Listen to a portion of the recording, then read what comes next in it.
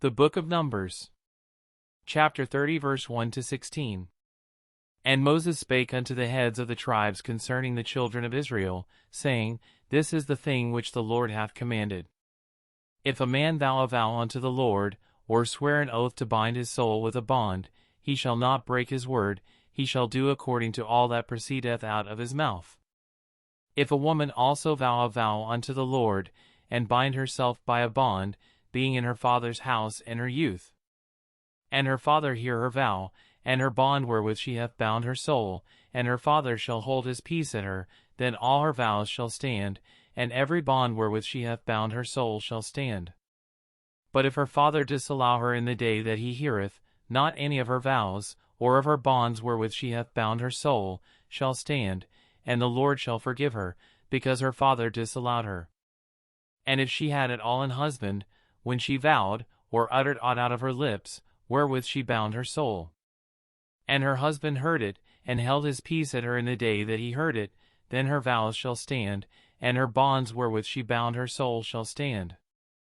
But if her husband disallowed her on the day that he heard it, then he shall make her vow which she vowed, and that which she uttered with her lips, wherewith she bound her soul, of none effect, and the Lord shall forgive her.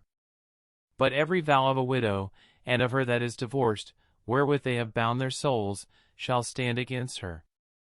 And if she vowed in her husband's house, or bound her soul by a bond with an oath,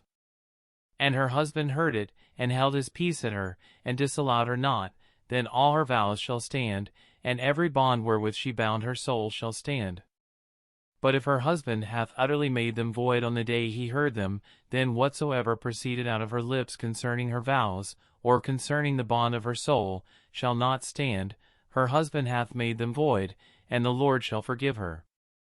Every vow, and every binding oath to afflict the soul, her husband may establish it, or her husband may make it void.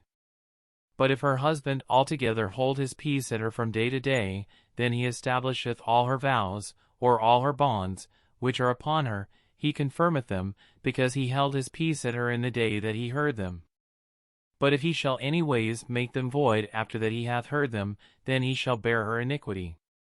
These are the statutes, which the Lord commanded Moses, between a man and his wife, between the father and his daughter, being yet in her youth in her father's house.